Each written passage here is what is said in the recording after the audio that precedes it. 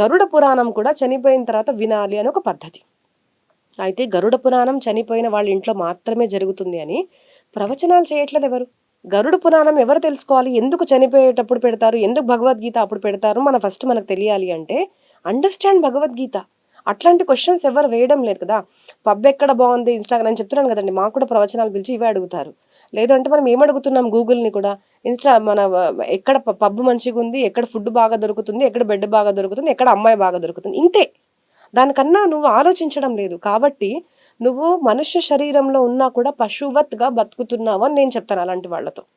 వెరస్ only those people who think who am I, కస్త్వం కోహం కుత ఆయ, నేను ఎవరిని, నేను ఎక్కడి నుంచి వచ్చాను, ఎందుకు పుట్టాను, ఇక్కడ ఎందుకు పుట్టాను, నా జీవితం ఎందుకుంది, అసలు నా జీవితం గోల్ ఏంటిది అన్నదాన్ని మనం తెలుసుకోవాలి. సింపుల్ థింగ్ చెప్పాలి అంటే కమ్ టు భగవద్గీత అండి. భగవద్గీత ఎవరు ఎప్పుడు తెలుసుకోవాలి అంటే ఎవరైతే అర్జున విషాద్ యోగ అంటారు ఫస్ట్ చాప్టర్ని. ఎప్పుడైతే మనిషి విషాదంలో ఉంటాడో అప్పుడు వాడు భగవద్గీత స్టార్ట్ చేయాలి.